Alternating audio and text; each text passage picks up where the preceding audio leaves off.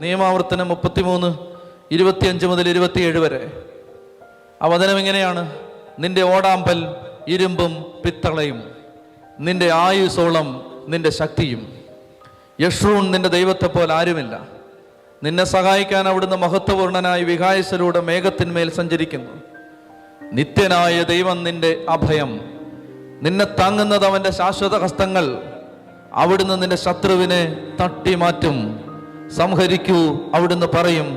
Israel സുരക്ഷിതരായി വസിക്കും. വായിച്ചപ്പോൾ ഒന്നും മനസ്സിലായില്ല. വീണ്ടും വായിച്ചു: നിന്റെ ഓടാമ്പൽ ഇരുമ്പും പിത്തളയും. വെറുതെ കേട്ടോ? ഇത് ശക്തിയാണ് ഇതിനകത്ത് മുഴുവൻ. ശക്തി എന്ന് പറഞ്ഞാൽ ഒരു മനുഷ്യന്റെ വാക്കിനും തരാൻ പറ്റാത്ത ശക്തി.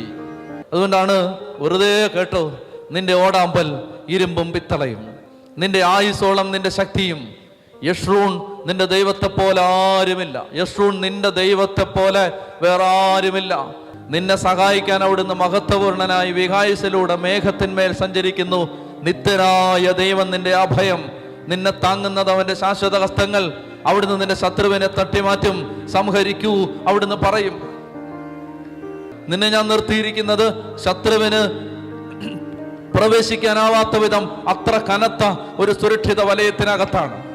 നിന്റെ ഓടാമ്പൽ ഇരുമ്പും പിത്തളയും, നിന്റെ ആയുസോളം നിന്റെ ശക്തിയും.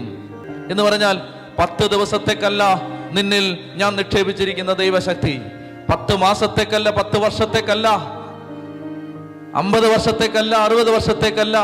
നീ ജീവിച്ചിരിക്കുന്നത് വരെയാണ് നിന്നിൽ ഞാൻ നിക്ഷേപിച്ചിരിക്കുന്ന ശക്തി. നിന്റെ ആയുസോളം നിന്റെ ശക്തിയും.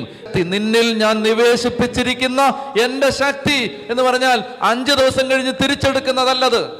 എന്തെങ്കിലും ജീവിതത്തിൽ ഒരു പോരായ്മ വരുമ്പോൾ വിട്ടുപോകുന്ന ഒരു പരിശുദ്ധാത്മാവല്ലത്. ഇടയ്ക്കിടയ്ക്ക് ഒരു ഭാരം വരുമ്പോൾ വിട്ടുപോകുന്ന ഒരു പരിശുദ്ധാത്മാവല്ലത്.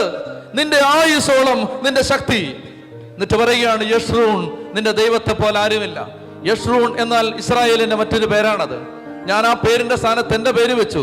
ഡാനിയേൽ നിന്റെ ദൈവത്തെ പോലെ ആരുമില്ലടാ. ഡാനിയേൽ നിന്റെ ദൈവത്തെ പോലെ ആരുമില്ലടാ. ഡാനിയേൽ നിന്റെ ദൈവത്തെ പോലെ ആരുമില്ലടാ എന്ന് പറഞ്ഞ അതുല്യനായ ദൈവം, താരതമ്യങ്ങൾക്ക് അതീതനായ ദൈവം.